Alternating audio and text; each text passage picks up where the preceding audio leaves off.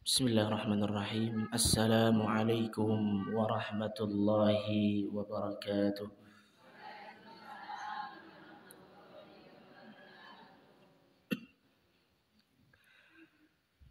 Alhamdulillah. Alhamdulillahi rabbil alamin. Wassalatu wassalamu ala ashrafil anbiya'i wal mursalin. Nabiyyina Muhammadin wa ala alihi wa sahbihi ajma'in. Wa man tabi'ahum bi ihsanin ila yaumiddin. Alhamdulillah, kita bersyukur kepada Allah Subhanahu wa taala karena pada kesempatan kali ini Allah Subhanahu wa taala masih memperkenankan kita, masih mengizinkan kita untuk bertemu kembali pada pengajian rutin Ahad pagi. Semoga kegiatan kita ini menjadi catatan baik bagi kita dan menjadi pemberat timbangan amal kita kelak di yaumul qiyamah. Amin ya rabbal alamin. Kemudian salat dan salam semoga senantiasa tercurahkan kepada junjungan kita, kepada uswah kita, teladan kita, Nabi kita Nabiullah Muhammad sallallahu alaihi wasallam, kepada keluarga beliau, sahabat-sahabat beliau, dan seluruh pengikut beliau yang mengikuti beliau dengan baik sampai di yaumul qiyamah. Amin ya rabbal alamin. Bapak Ibu jamaah yang semoga senantiasa dirahmati oleh Allah Subhanahu wa taala, materi yang akan kita bahas pada kesempatan kali ini saya ambil dari sebuah slogan. Kenapa Bu? Slogan. Slogan ini tidak asing bagi kita. Bahkan banyak orang yang mengikuti atau menjadikan slogan ini sebagai sebagai sesuatu yang dia ikuti, yang ia jalankan di dalam hidupnya. Apa itu Bapak Ibu sekalian? Slogannya adalah muda foya-foya, tua kaya raya, mati masuk surga. Tapi saya menambahkan tanda tanya di akhirnya. Kalau yang tersebar itu kan tidak ada tanda tanya yang nggih. Jadi muda foya-foya, tua kaya raya, mati masuk surga. Enggak ada tanda tanyanya. Jadi seakan-akan kalimat itu mempromosikan slogan tersebut, seakan-akan slogan itu benar adanya. Tapi kalau saya tambahi terakhirnya tanda tanya. Jadi muda foya-foya, tua kaya raya, mati masuk surga. Nah, ada tanda tanya di situ. Dikasih tanda tanya. Bapak Ibu jamaah rahimakumullah, kita akan selesaikan masalah slogan ini dengan 3 pertanyaan. Yang mana pertanyaan ini akan terjawab dengan pengajian pagi ini. Ya. Pertanyaan yang pertama adalah enak atau tidak slogan tersebut. Ya, itu yang pertama. Yang kedua adalah baik atau tidak. Yang ketiga mungkin atau tidak. Oke, kita beranjak kepada yang pertama Ibu-ibu sekalian. Yang pertama apa tadi Bu? Enak atau tidak? Jawabannya apa Bu? Kira-kira kalau mudanya foya-foya, kemudian tuanya itu kaya raya, matinya masuk surga, enak boten? enak sekali, nggih. Bukan enak, enak banget. Ya, enak sekali seperti itu. Mudanya foya-foya, ya. Jadi bukannya dihabiskan untuk ibadah malah foya-foya. Foya-foya niku napa ta, Bu? Kalau di dalam KBBI, ngertos KBBI nggih, Bu nggih? Kamus Besar Bahasa Indonesia. Kamus Besar Bahasa Indonesia. Jadi karena foya-foya itu adalah bahasa Indonesia, saya mengambil dari Kamus Besar Bahasa Indonesia. Foya-foya itu adalah menghambur-hamburkan uang, menghambur-hamburkan harta untuk bersenang-senang. Yang perlu kita garis bawahi di sini adalah kata menghamburkan. Nggih. Kalau bersenang-senang kita semua pengen senang nggih napa nggih? Jadi yang bermasalah bukan di kata bersenang-senangnya tapi menghambur-hamburkannya. Nggih. Enak mboten Bu menghambur-hamburkan uang niku? Enak. Nggih. Enak sekali apalagi nek punya uang banyak. Nek orang didet nggih mboten saged. Kalau punya uang banyak enaknya dihambur-hamburkan. Jalan-jalan kemana-mana, nonton ke bioskop. Kalau anak muda niku, kemudian kalau masih muda nggih jalan-jalan sama pacarnya niku nek masih muda. Nek kalau sudah berumur niku foya-foya pripun Bu? Ya. Kemudian ketika tuanya kaya raya, enak mboten? Enak. Kemudian ketika mati nanti masuk surga. Enak mboten? Bukan enak lagi, itu karunia. Tapi kira-kira di kalimat muda foya-foya, tua kaya raya, mati masuk surga. Coba kita lihat di situ apakah ada kejanggalan? Apakah ada kata-kata yang aneh di situ, Bu? Coba kita cek nggih.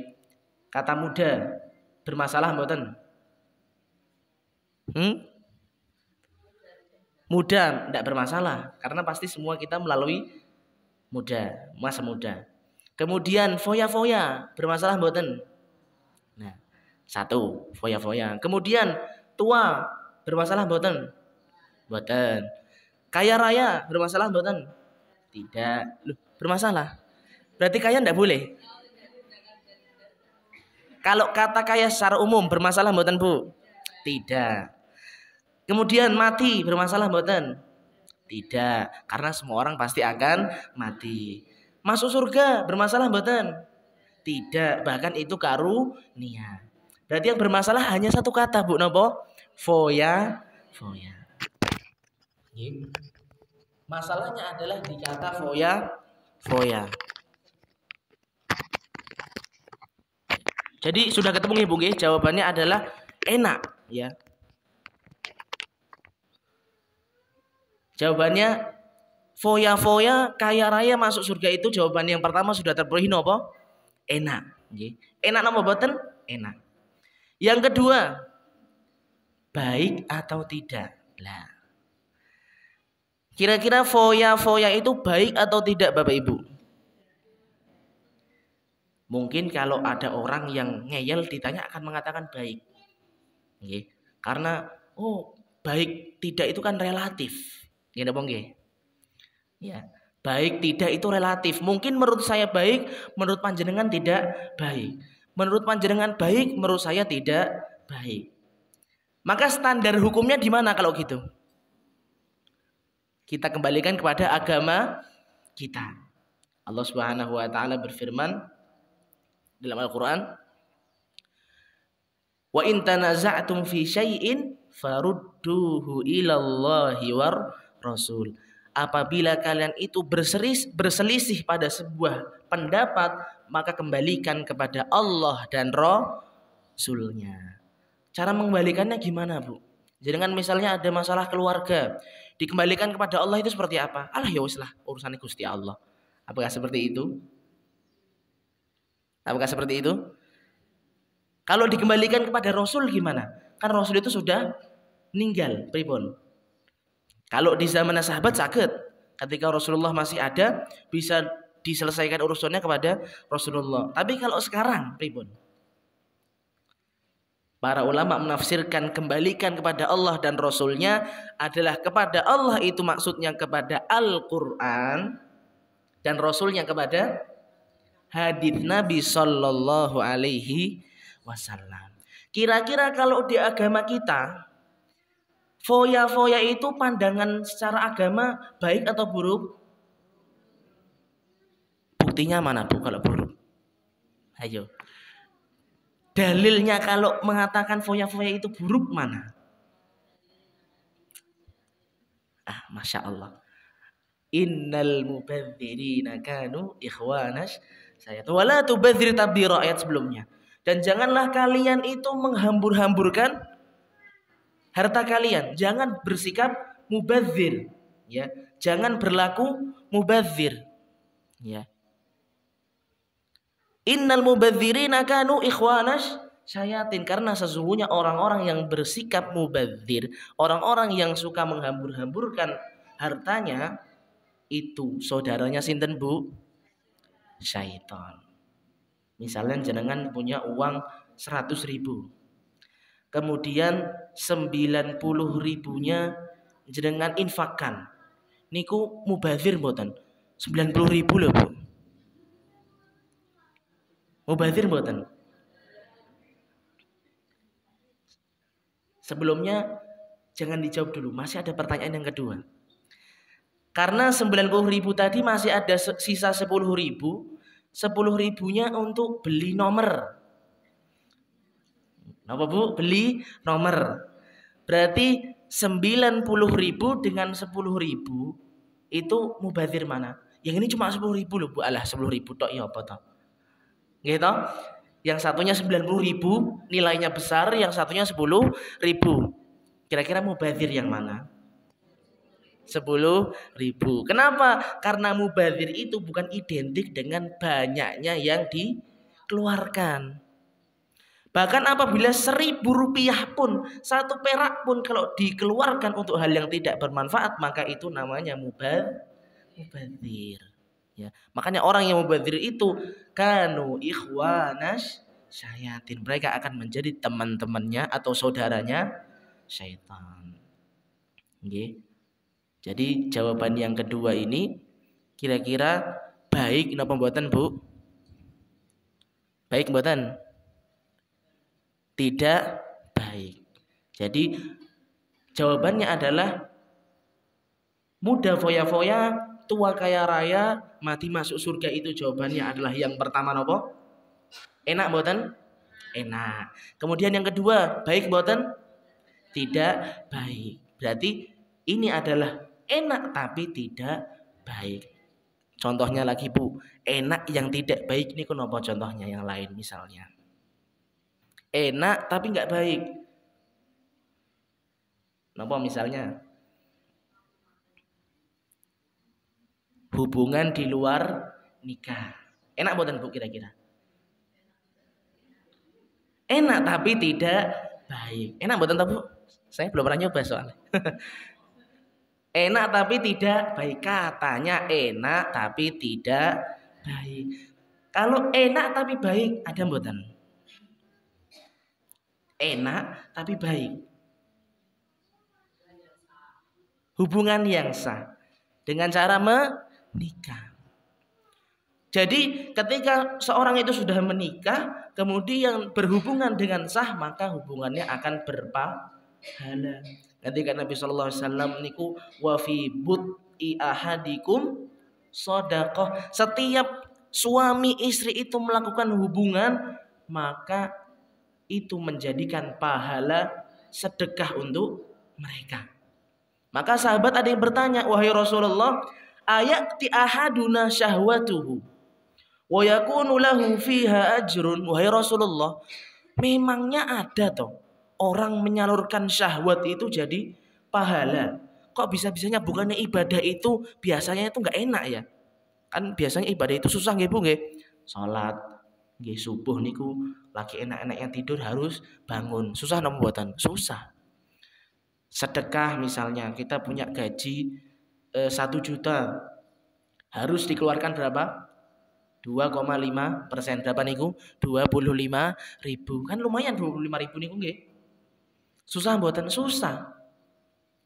Mungkin kalau orang-orang kaya gampang, tapi yang orang yang tidak terlalu punya susah. Ya. Kemudian puasa susah mboten? Susah, harus menahan lapar dari pagi sampai sore. Maka sahabat ini heran, wahai Rasulullah, bukannya ibadah itu biasanya susah ya? Kok ini ibadah tapi enak? Ya, menyalurkan syahwat kok bisa? Ya.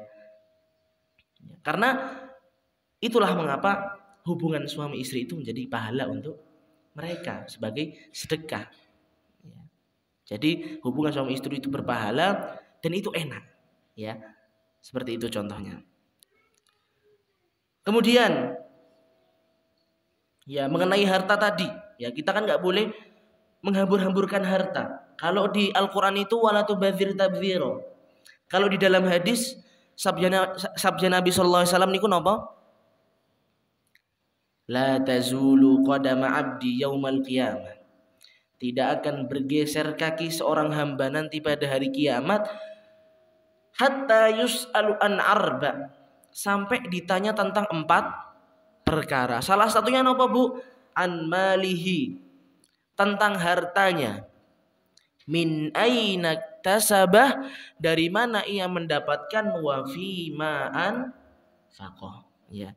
Dari mana ia mendapatkan dan kemana ia salurkan, ya. Kemana ia habiskan. Jadi ada input, ada output. Ya, mungkin kalau ibu-ibu ditanya gampang dari suami. Lah outputnya lah yang susah itu. Dibelanjakan kemana? Dibelikan kemana? Dikeluarkan kemana? Apakah dikeluarkan untuk hal-hal yang bermanfaat atau dikeluarkan untuk hal-hal yang tidak bermanfaat? Ya, jadi sudah terjawab nggih, Bu nggih. Yang kedua, tidak baik. Ya. Yang ketiga kemudian, mungkin atau tidak. Ya. Slogan itu mungkin nggak tahu diterapkan. Jawabannya apa, Bu? Mungkin. Jawabannya mungkin.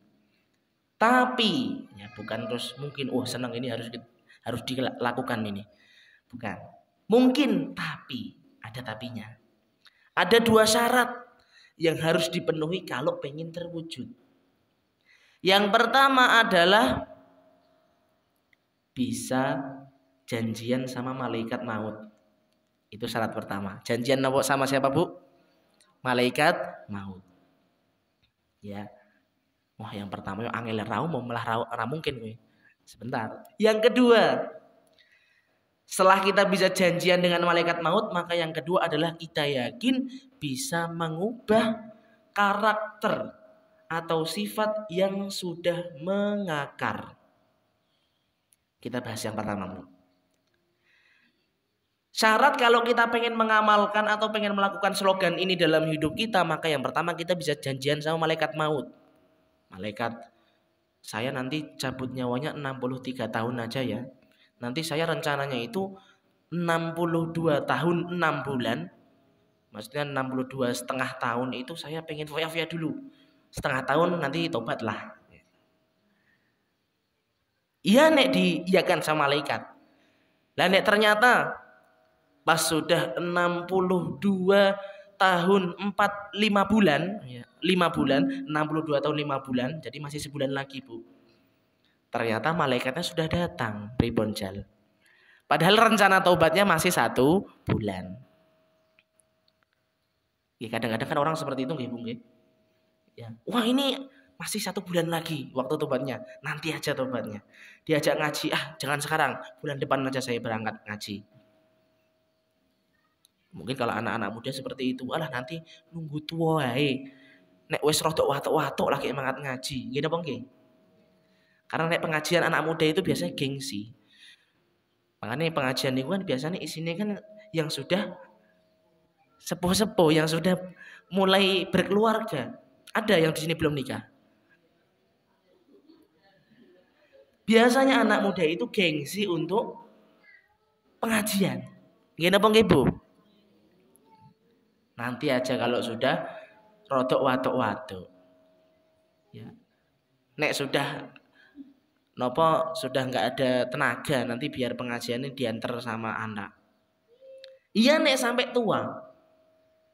Kalau ternyata qadarullah umurnya nggak sampai tua, pripun? Ya. Wa ma tadri nafsun fi ayyi ardin tamut. Di dalam surat Luqman ayat 34.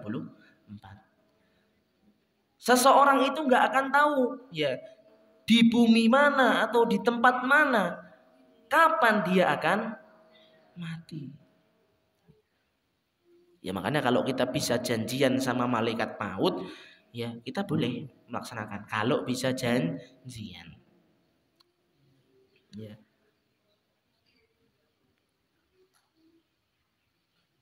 Kemudian yang kedua tadi nopo Bu? Yang pertama kan janjian sama malaikat maut. Yang kedua nopo? Syaratnya kan dua. Yang pertama janjian sama malaikat maut. Yang kedua bisa mengubah karakter yang sudah mengakar, yang sudah menaun. Seperti tadi kata orang tersebut, saya pengennya nanti mati umur 63. Berarti 62,5 tahun saya tobat habis itu. Iya nek bisa. Kira-kira mengubah kebiasaan atau karakter yang sudah tertanam, yang sudah mengakar niku susah napa susah Bu? Susah. Yang biasanya kalau kumpul-kumpul sama tetangganya niku rasan-rasan, kira-kira nek kumpul-kumpul mboten rasan-rasan niku marem mboten? Mboten, hambar nggih Bu nggih. Kumpul-kumpul kaya mboten kumpul-kumpul. Karena inti kumpul-kumpul itu rasan. Lah ngubah rasan-rasan niku susah napa susah? Susah pol nggih. Ya.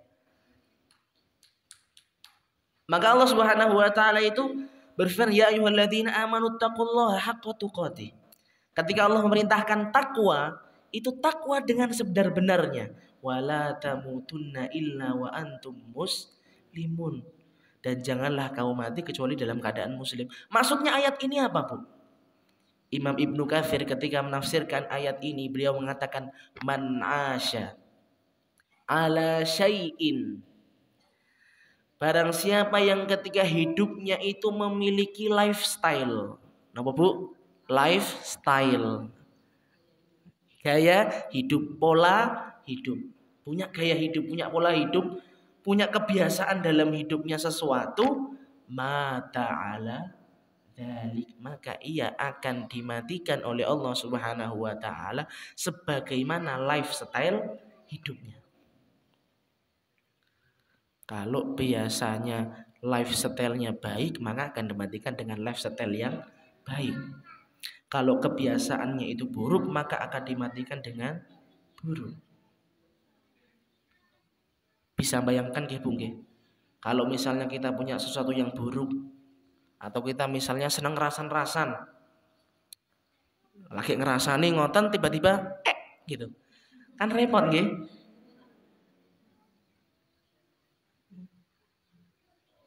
Ada seorang ustadz diceritakan, beliau itu senantiasa membaca Al-Qur'an. Okay. Senantiasa murojaah hafalannya membaca Al-Qur'an. Ya. Sampai suatu ketika beliau itu kecelakaan. Ya. Dan koma. Ketika koma itu beliau sedang tidak sadarkan diri di rumah sakit. Ini nggak sadarkan diri loh Bu.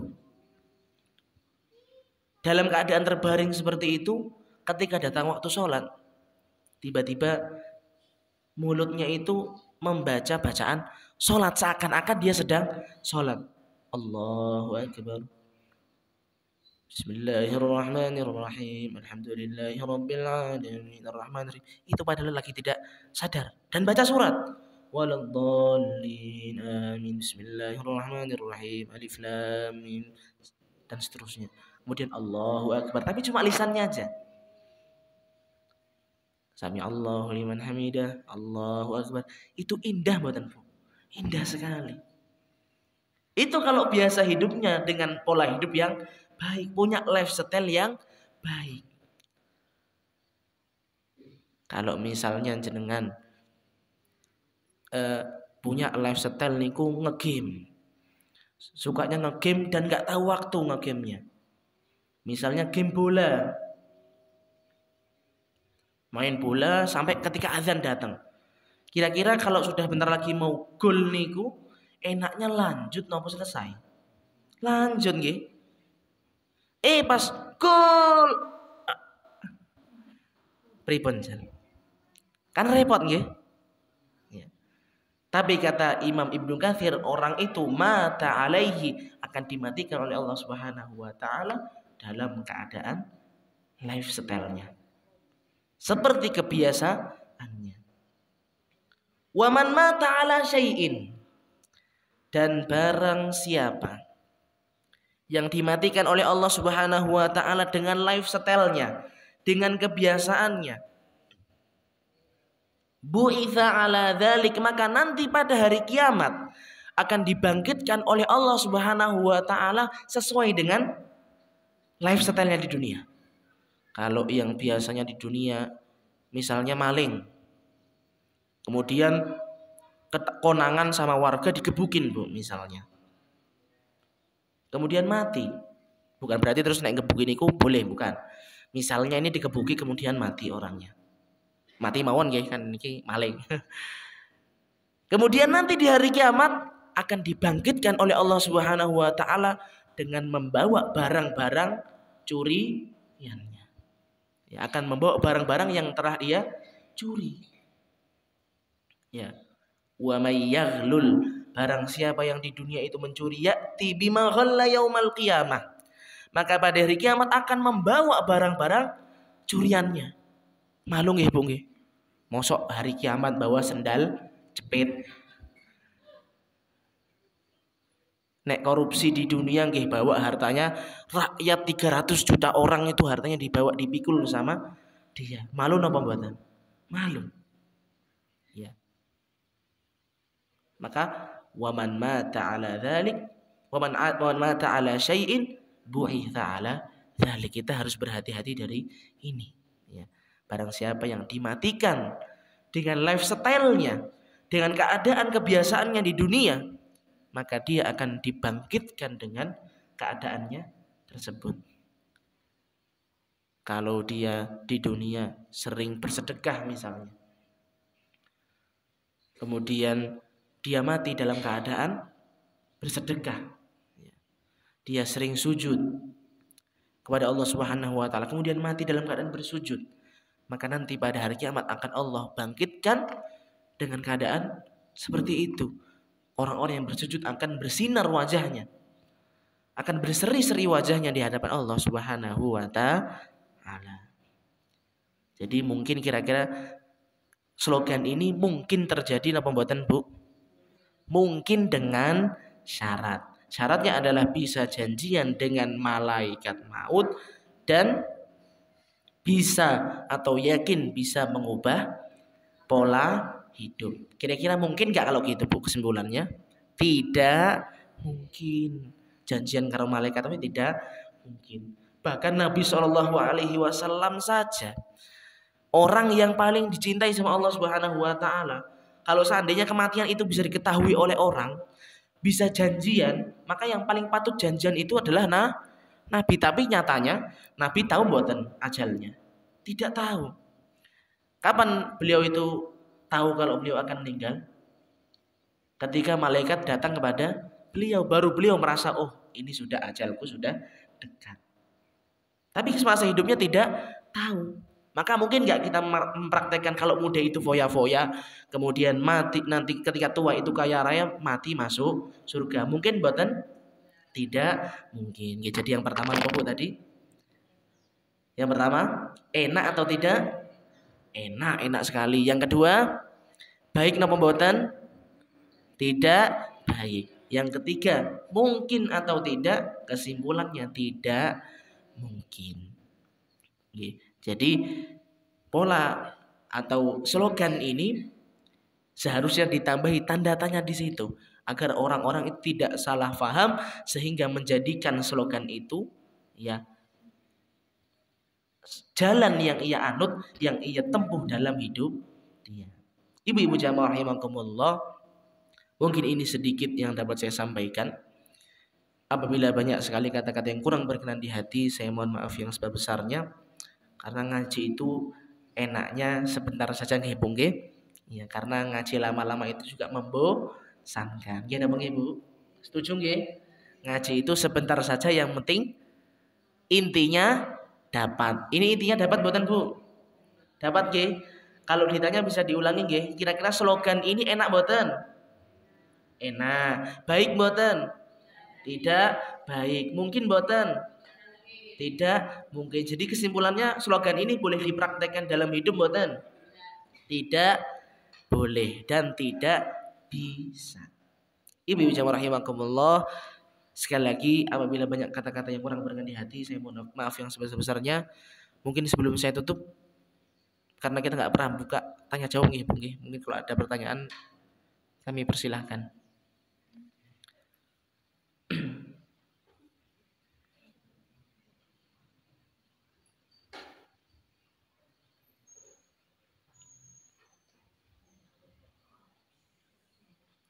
Tidak ada pertanyaan nih, nggak ada nih.